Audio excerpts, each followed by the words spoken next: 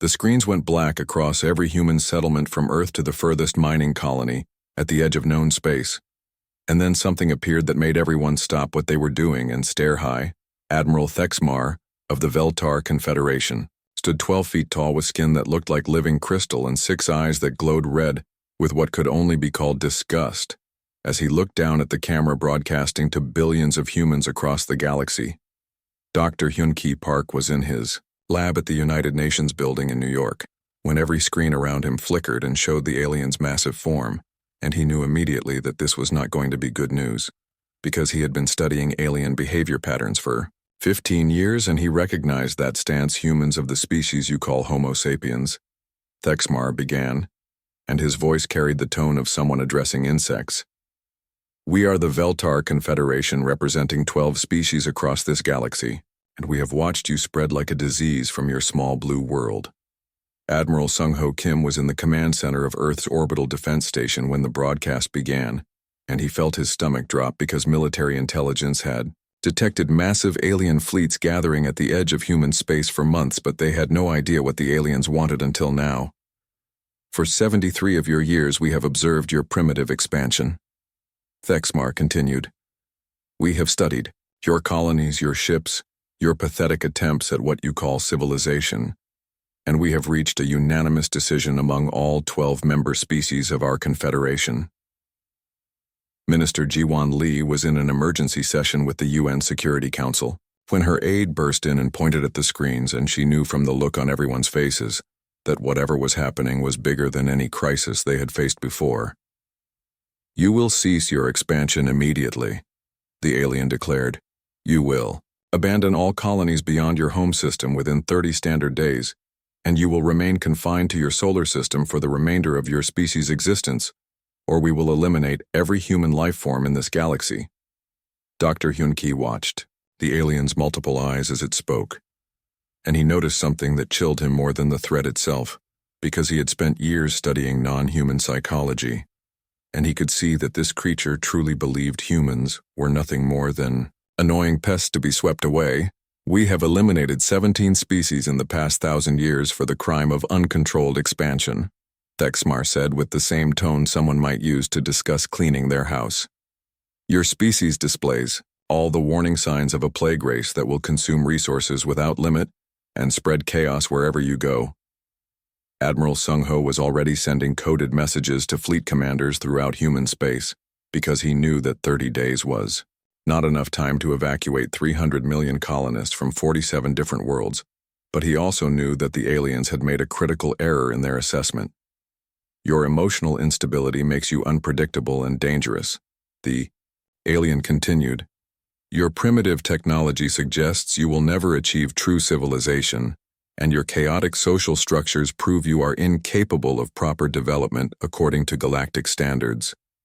The broadcast showed images of human colonies, and the aliens' narration made it clear they had been watching for decades as they cataloged what they saw as weaknesses in human society and technology. But Dr. Hyun-Ki realized they had been watching during peacetime when humans were building and growing and exploring. We offer this warning only because the Confederation believes in providing inferior species one opportunity to comply with galactic order.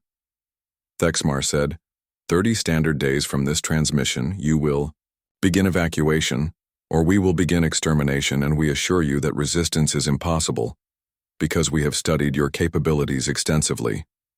Minister Ji-won was already coordinating with colony governors across human space as emergency evacuation protocols activated on every world beyond the solar system. But she also noticed that several military commanders were requesting private channels which suggested they had different ideas about how to respond. Your weapons are primitive, your ships are slow, and your military tactics are based on emotional responses rather than logical strategy, the alien declared. We have faced and eliminated species far more advanced than yours, and in every case the outcome was the same, because the Confederation represents the pinnacle of galactic civilization. The transmission showed massive alien ships that dwarfed anything humans had built, and weapons that could crack planets. But Dr. Hyun-Ki found himself thinking about something his grandfather had told him about the Korean War, and how the enemy had made assumptions about what they were fighting. We do not negotiate with plague species, and we do not show mercy to those who threaten galactic stability. Thexmar continued, "You have proven yourselves unworthy of space travel by your reckless expansion and your refusal to follow proper development protocols established by civilized species millions of years ago."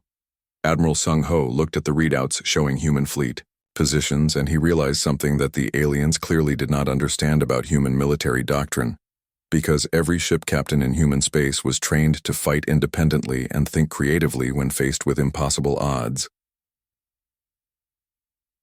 Your individual colonies are weakly defended and your scattered fleets follow no coherent strategic doctrine, the alien said. This suggests a species that relies on luck rather than planning, and such species never survive contact with proper military forces. The broadcast ended with images of destroyed worlds and extinct species as Thexmar delivered his final warning about the consequences of non-compliance, but what struck Dr. Hyun-Ki most was how confident the alien sounded, and how certain he seemed about the outcome as the screens went dark across human space. Emergency meetings began in every major city and colony, but there was something different about the human response, because instead of panic, there was a grim determination that surprised even the humans themselves. Minister Ji-won received reports from every human world that evacuation preparations were beginning as ordered, but she also received classified updates that suggested the military had very different plans, and she wondered if the aliens understood what they had just done. Dr. Hyun-Ki sat in his lab looking at decades of research on alien psychology, and he realized that the Veltar had made the same mistake that many enemies of humanity had made throughout history because they had studied humans during peacetime and assumed that was all there was.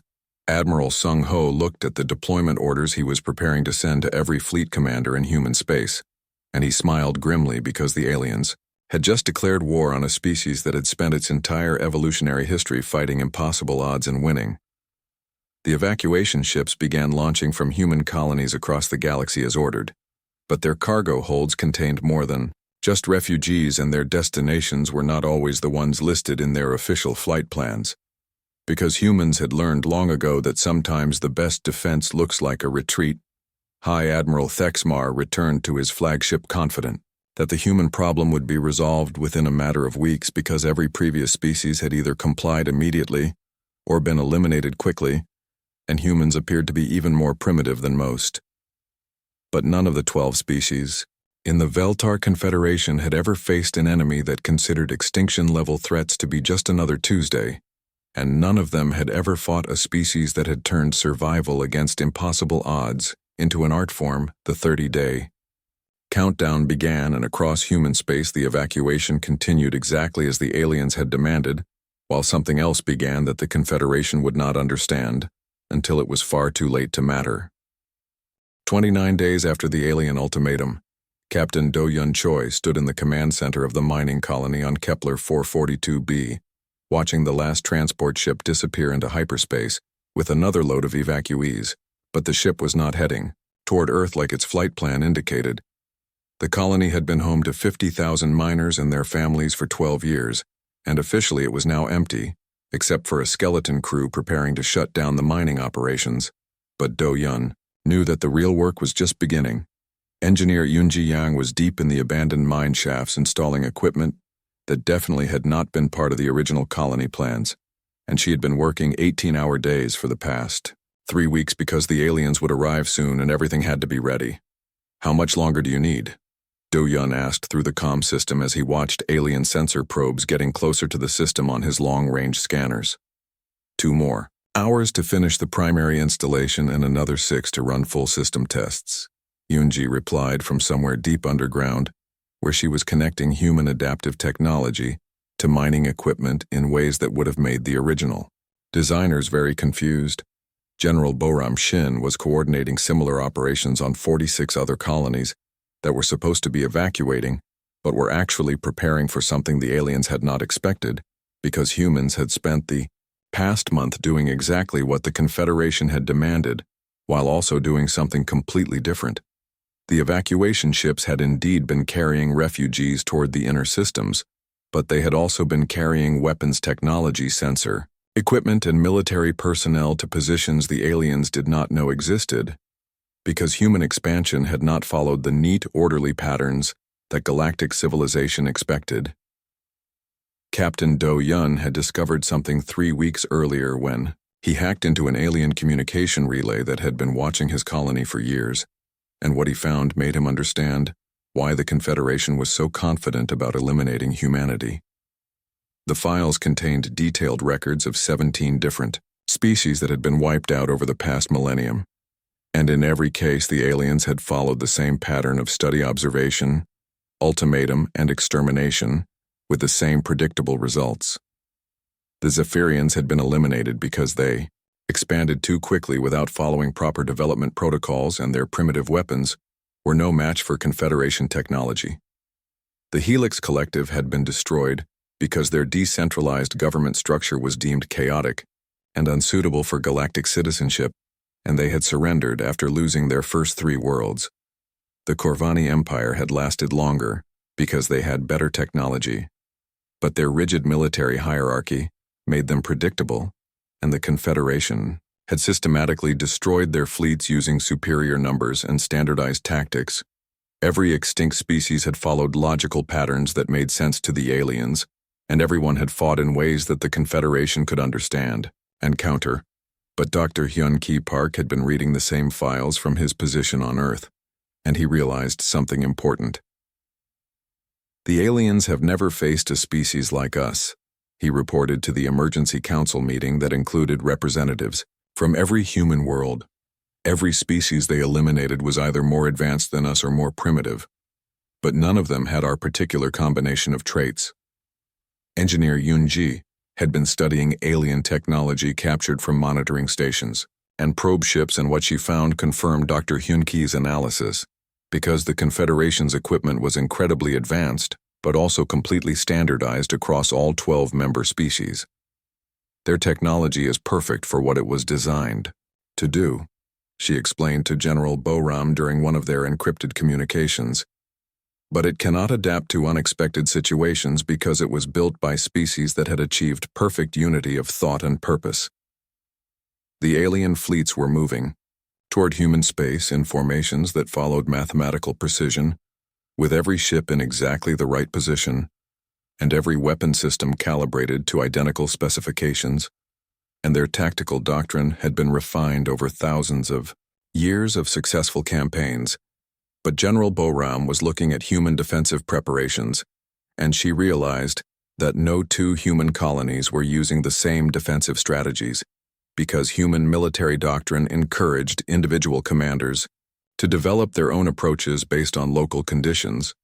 Captain Do Yun had turned his mining colony into something that did not appear on any standard defensive manual because he was using mining equipment as weapons and the underground tunnel system as a 3-dimensional battlefield that could confuse any enemy that expected a standard surface engagement. Engineer Yunji had connected the colony's power systems to equipment that could manipulate local gravity fields and magnetic resonances in ways that would interfere with alien sensors and navigation systems, but only if the enemy followed predictable approach patterns. Similar preparations were taking place on every colony that was supposed to be evacuating as human engineers, and military personnel worked around the clock to create defensive systems that did not follow any known patterns, because humans had never developed standard patterns.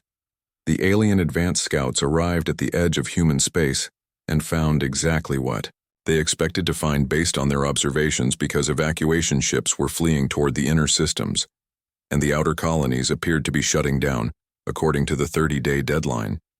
But Dr. So Young Kwan had been analyzing alien behavioral patterns, and she realized that the Confederation's greatest strength was also a fatal weakness, because their unity of thought made them incapable of understanding species that did not think the same way. They literally cannot comprehend why we do not all respond to the same situation in identical ways, she reported to the Defense Council.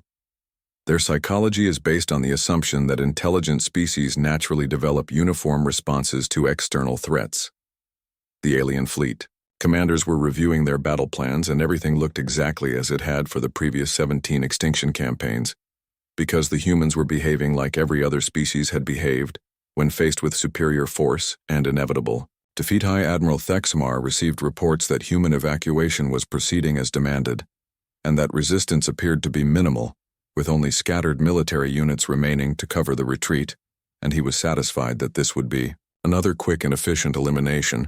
But Admiral Sung Ho Kim was coordinating something that had never appeared in any of the alien observations, because human military doctrine had been developed by a species that had spent its entire history fighting enemies with superior numbers, technology, and resources. The evacuation ships that had been fleeing toward the inner systems had not gone to Earth as their flight plans indicated, but had instead taken positions throughout human space at coordinates that made no strategic sense according to standard military theory. Captain Do-Yun watched his scanners as alien probe ships entered his system, and he could see that they were following standard reconnaissance patterns that would have been effective against any normal defensive setup, but would not detect what he had spent 3 weeks preparing. Engineer Yunji activated her systems as the first alien ships approached the colony, and what happened next had never occurred in any previous Confederation campaign because the mining equipment began generating interference patterns that confused alien sensors and navigation systems. The probe ships found themselves flying through space that seemed to twist and bend in impossible ways as human adaptive technology created gravitational anomalies that made standard flight paths impossible and targeting systems useless. General Boram received similar reports from 46 other colonies as alien scout fleets encountered defensive systems that did not match anything in their tactical databases because humans had turned industrial equipment, civilian infrastructure, and mining operations into weapons of war. The aliens had studied human military technology and found it primitive compared to their own advanced systems, but they had never bothered to study human engineering creativity or the human tendency to use everything available as a weapon. When survival was at stake, High Admiral Thexmar received confused reports from his scout commanders about equipment malfunctions and navigation errors that made no sense because Confederation technology was too advanced to fail in such primitive systems. But the malfunctions were not random failures, and the navigation errors were not caused by primitive interference because Engineer Yunji and thousands of other human engineers had spent weeks turning human space into a maze that would confuse any enemy that expected logical, predictable defensive patterns. The Palta 30-day deadline expired, and the Veltar Confederation prepared to begin the extermination phase of their campaign against humanity. Confident that they were facing just another primitive species that would be eliminated within a few weeks, they had no way of knowing that humans had spent those 30 days preparing for a kind of war that had never been fought in galactic history. The Veltar battle fleet arrived at the Kepler 442 system 3 days early, expecting to find scattered human defenders fleeing in panic from the massive alien warships that could crack planets and reduce entire fleets to cosmic dust in minutes. High Admiral Thexmar commanded the assault force from his flagship, while watching tactical displays that showed human positions exactly where his intelligence reports had predicted they would be, because every species followed predictable patterns. When faced with extinction, Commander Tamino stood on the bridge of what appeared to be a simple transport vessel called the Inchin's Pride, as alien scanners swept over his ship and classified it as a non-combatant refugee transport, attempting to evacuate the last human survivors from the mining colony. The alien fleet moved into standard attack formation, with heavy cruisers taking position to bombard the colony, while smaller ships prepared to intercept any fleeing human vessels and destroy them according to the same tactical doctrine that had worked perfectly for 1,000 years. Commence planetary bombardment. Thexmar ordered as his weapons officers prepared to demonstrate the futility of resisting Confederation forces. With the same overwhelming display of power that had convinced 16 previous species to surrender without meaningful resistance. But Commander Taemin smiled as alien targeting systems locked onto his transport ship because the Inchin's Pride had been designed by human engineers who understood that sometimes the best weapon is the one your enemy never sees coming. The alien bombardment began with energy beams that could vaporize mountains, striking the mining colony exactly where their intelligence indicated the main human defensive positions were located, but the beams hit empty tunnels and abandoned equipment. Dr. So-Young Kwan watched the engagement from her position in the underground command center that had been carved out. of solid rock 3 kilometers below the surface where alien sensors could not detect the real human defensive installations. Phase 1 initiated, she reported to General Boram through quantum communications that used technology the aliens had dismissed as too primitive to represent a threat to their advanced electronic warfare capabilities. The alien fleet had detected what appeared to be a handful of human military vessels attempting to flee the system, and Thexmar ordered his fast attack ships to pursue and destroy them before they could escape to warn other human colonies about the power of Confederation weapons pilot. Jae Sung-han was flying what looked like a damaged fighter craft that was leaking atmosphere and barely maintaining power as alien pursuit ships closed in for an easy kill that would demonstrate human technological inferiority to any observers. But Jae-sung had been trained in tactics that no alien species had ever developed, because humans were the only race in galactic history that had learned to turn desperate situations into tactical advantages through pure creativity and stubborn refusal to accept defeat. His fighter suddenly accelerated beyond what alien sensors had measured as maximum human speed and began using debris from the mining operation as cover, while firing weapons that should not have been able to penetrate alien armor, but somehow did. The pursuing alien ships found themselves chasing a target that flew in patterns that made no sense according to proper military doctrine, as Jae-sung used gravitational fields from the mining equipment to slingshot around asteroids at velocities that should have killed any organic pilot. Impossible, the alien squadron commander reported as his ships tried to match maneuvers that violated every principle of safe space flight. Human pilot is exceeding maximum survival tolerances for his species. But humans had been exceeding their own survival tolerances for their entire evolutionary history, and Jae-sung was flying like his grandfather had fought in aerial combat over Korea. When facing impossible odds was just another day at work, Commander Taemin watched alien ships moving into position to destroy his transport, and he activated systems that had been hidden throughout the Inchen's pride by engineers, who understood that alien intelligence would focus on obvious threats while ignoring subtle ones. The transport's cargo bays opened to reveal weapon systems that had been disguised as civilian equipment, and the ship's engines suddenly produced power levels that made it accelerate like a military vessel, while its weapons began targeting alien ships with precision that suggested very advanced fire control systems. Transport vessel is attacking our formation, the alien tactical officer reported with confusion in his voice because their intelligence indicated that human transport ships were completely unarmed and incapable of threatening military vessels. Thexamar stared at his displays as the human transport somehow disabled 2 of his escort ships using weapons that appeared to be modified mining equipment, but struck with the accuracy of military-grade targeting systems. The battle, that was supposed to last minutes and end with complete human defeat, had been going on for 3 hours, and the aliens were discovering that human defensive tactics did not follow any patterns they could predict or counter using standard military. Doctrine engineer Yun-ji activated the mining colony's industrial equipment from her underground control center, and what happened next had never occurred in any previous alien campaign, because the entire asteroid field became a weapon system, massive. Mining robots began hurling chunks of rock at alien ships while drilling equipment created gravitational distortions that interfered with alien navigation and targeting systems in ways that made precision attacks impossible. Enemy is using civilian infrastructure as weapons platform, alien commanders reported with growing frustration because their tactical computers had no protocols for dealing with opponents who turned everything into a weapon. Dr. So Young monitored alien communications and realized that the Confederation fleet was experiencing something they had never encountered before, because every human defensive position used different tactics and equipment in ways that made developing countermeasures impossible.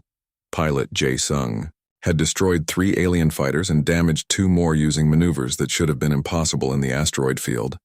But he was flying with the kind of desperate creativity that humans had always used when survival depended on thinking faster than the enemy. His fighter was held together with emergency repairs and jury-rigged systems, but it was still fighting, because human military doctrine emphasized keeping equipment operational under impossible conditions rather than replacing it with perfect standardized systems. Commander Taemin had turned his disguised transport into the center of a mobile battle group that included mining ships, cargo haulers, and even civilian vessels that had been quietly armed with weapons the aliens had never seen before. The Ancients' pride was coordinating attacks by ships that officially did not exist in human military records because they were civilian vessels that had been modified by engineers who understood that sometimes the best military asset is the one your enemy does not know is military. Human resistance is more organized than intelligence reports indicated, Thexmar admitted as he watched his perfectly planned assault turn into a chaotic battle that was not following any predictable patterns. His fleet had superior numbers, better technology, and more advanced weapons, but the humans were fighting in ways that made none of those advantages matter, because they refused to engage in the kind of formal battle. The aliens were prepared to win. General Boram received reports from 17 other systems where similar engagements were taking place, and she realized that the aliens were learning what every enemy of humanity had eventually learned about the difference between fighting humans during peacetime and fighting humans when their survival was at stake. The Veltar Confederation had studied human capabilities for decades, but they had only seen humans building, exploring, and growing during peaceful expansion, and they had assumed that was all there was to human civilization. But Dr. So Young understood that they had made the same mistake that had cost every enemy of humanity throughout history, because they had confused human restraint during peaceful times with human capability during wartime.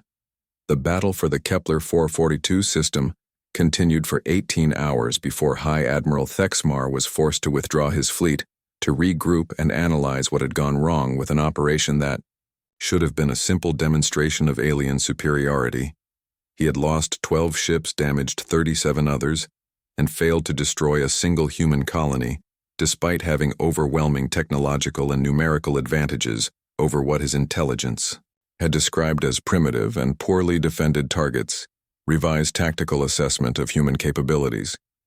He ordered his staff officers as he tried to understand how a species with inferior technology had somehow fought his advanced fleet to a standstill. But Thexmar did not yet understand that he had just encountered something that had never existed in galactic history before, because no other species had ever developed the human combination of creativity, desperation, and absolute refusal to give up when faced with extinction. The humans had not won the battle, but they had not lost either, and that was something the Veltar Confederation had never experienced in 1,000 years of eliminating species that threatened galactic order. What they did not know was that the real war had not even started yet. 6 months after the first battle at Kepler 442, High Admiral Thexmar stood in the command center of his flagship, staring at tactical displays that showed something impossible, because the Veltar Confederation was losing a war against a species they had classified as primitive and inferior. Admiral Mi Young Seo commanded Human Strike Force Alpha from a position that should not have existed according to alien intelligence, because human fleets were supposed to be scattered and disorganized, with no central command structure capable of coordinating large-scale operations. The war that was supposed to end in weeks had dragged on for half a year and gotten progressively worse for the Confederation as they discovered that every assumption they had made about human capabilities was dangerously wrong. Report status of Operation Cleansing Fire. Thexmar demanded from his tactical officers as he tried to understand how 3 entire alien fleets had been destroyed by human forces that appeared out of nowhere and disappeared before reinforcements could arrive. Tech specialist Wan Ho Park was deep inside what remained of the alien monitoring station at Proxima Centauri, working on computer systems that had been designed by 12 different species and standardized across the entire Confederation fleet. The alien computers were incredibly advanced with processing power that exceeded anything humans had built, but Wanho had discovered something that made them vulnerable to attacks that should have been impossible. Their entire network architecture assumes that all users will follow logical protocols and make rational decisions. He reported to Admiral Mi Young through quantum channels that the aliens still had not learned to intercept. Every security system they have is designed to stop attacks that follow predictable patterns, but they have never encountered hackers who use chaos as a weapon instead of trying to impose order on their targets. Wanho had been launching cyber attacks for 3 months using human computer systems that were primitive, chaotic, and completely non-standardized, which made them invisible to alien security protocols that expected logical, organized network intrusions. The alien systems could defend against attacks that followed mathematical patterns or used advanced algorithms. But they had no defense against human hackers who used random number generators, emotion-based decision trees, and pure creative improvisation to break into their networks. Colonel In-Soo Kim commanded human ground forces on the contested world of New Busan, where alien troops had landed expecting to face primitive human military units using inferior weapons and basic tactical doctrine. What they found instead was an enemy that fought like no species in galactic history, because humans had learned ground combat against other humans who were just as creative, desperate, and unwilling to give up as they were. Alien ground doctrine is based on overwhelming firepower and superior technology deployed according to mathematical precision. In-Soo reported to Fleet Command as his forces prepared for the third alien assault on their positions. They expect enemies to respond to superior force by retreating or surrendering, because that is what every other species has done. But they do not understand that humans consider superior enemy force to be a tactical challenge rather than a reason to quit. The alien ground assault began with orbital bombardment that should have eliminated all human defensive positions.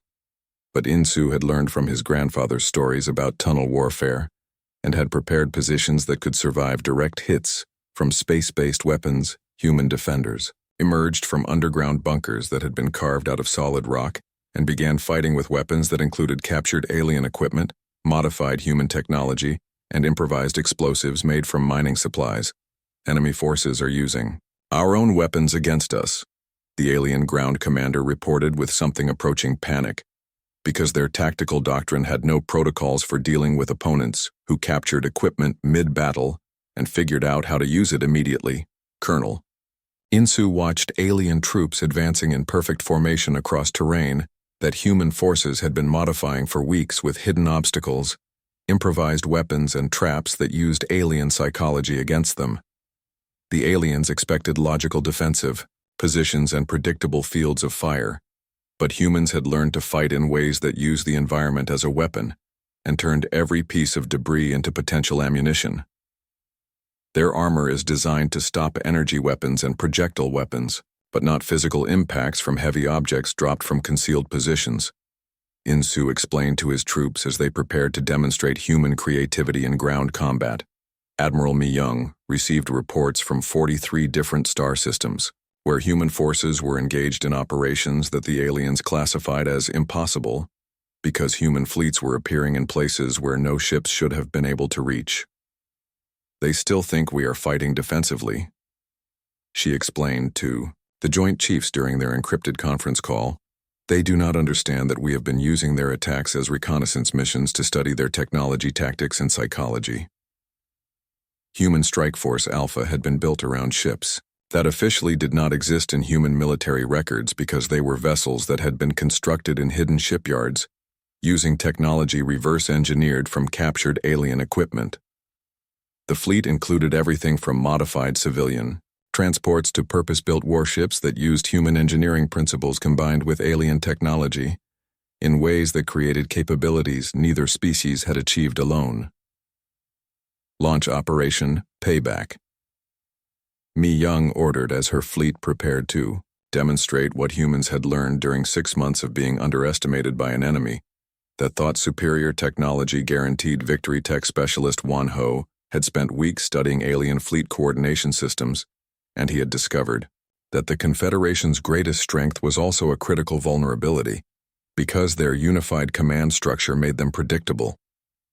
Every alien fleet follows identical protocols and responds to threats using standardized procedures, he reported as he prepared to launch the largest cyber attack in galactic history. If we can inject chaos into their command networks, we can turn their coordination advantage into a liability, because they have never learned to fight independently when communication breaks down. The human cyber attack hit the alien fleet network simultaneously across 17 star systems as Wan Ho and hundreds of other human hackers used techniques that no galactic species had ever developed. Alien commanders suddenly found their communication systems reporting conflicting information, their tactical computers suggesting impossible strategies, and their navigation systems providing coordinates that led their fleets into gravitational anomalies and asteroid fields. Command network is compromised. Alien officers reported across the Confederation fleet as they tried to understand why their advanced computers were behaving like primitive human systems that appeared to make decisions based on random chaos rather than logical analysis. Colonel Insu led the ground assault on the alien command base using tactics that combined ancient human military wisdom with captured alien technology in ways that created capabilities the Confederation had never encountered. Human forces moved through terrain using camouflage techniques that fooled alien sensors, while carrying weapons that had been modified to exceed their original specifications through human engineering that prioritized effectiveness over safety. Enemy ground forces are using equipment beyond its designed parameters. Alien defenders reported as they tried to understand why human weapons were more powerful than their specifications indicated they should be. Admiral Mi Young watched. Her fleet engaged the main Confederation battle group in a running fight that lasted 14 hours and covered 3 star systems, as human ships used tactics that combined every lesson they had learned during 6 months of warfare. Human vessels fought in formations that changed constantly as individual ship commanders made decisions based on local conditions, rather than following rigid fleet protocols that made large formations predictable and vulnerable. The battle ended with the alien fleet retreating after losing 47 ships to a human force that should have been outnumbered and outgunned, but had instead demonstrated the difference between fighting by the rules and fighting to win high. Admiral Thexmar received damage, reports from across the Confederation fleet, and realized that the humans had somehow turned a defensive war into an offensive campaign that was systematically destroying alien forces using tactics that violated every principle of civilized warfare. How is this possible? He demanded from his intelligence officers as he stared at reports indicating that human forces were winning battles they should have lost and appearing in places where they should not have been able to reach. But none of the 12 species in the Veltar Confederation had ever faced an enemy that treated impossible odds as a normal tactical situation, and none of them understood that humans had spent their entire evolutionary history learning to win wars against superior enemies. The humans were no longer just defending their colonies, and they were no longer fighting according to any tactics the aliens could predict or counter, because they had done something that had never happened in galactic history. They had turned a war of extermination into a war of survival, and they were winning. Fleet Admiral Gunwoo Lee stood on the bridge of the human flagship Victory of Seoul as it led the largest fleet in human history toward the Veltar home system, at the center of Confederation space where no enemy force had ever penetrated in 10,000 years of galactic dominance. The massive human armada included ships from every colony world and orbital station that humanity had ever built, along with vessels that had been constructed in secret shipyards using technology that combined human engineering with captured alien systems in ways that neither species had imagined possible. High Admiral Thexmar watched his long-range sensors detect the approaching human fleet, and he felt something that no member of the Veltar Confederation had experienced in millennia, because for the first time in their species' history, they were facing an enemy that might actually win. Impossible, he whispered, as tactical displays showed human ships emerging from hyperspace in formations that surrounded the entire Veltar system, with a fleet that numbered in the thousands rather than the hundreds that alien intelligence had reported. Ambassador Youngsuk Park transmitted a message to the Confederation Council from her position aboard the diplomatic vessel that accompanied the human fleet, and her words carried the weight of a species that had just spent 18 months proving that galactic assumptions about primitive races were dangerously wrong. "We come to offer terms for ending this war," she announced to the 12 species that had never expected to hear surrender demands from what they had classified as an inferior race destined for extinction.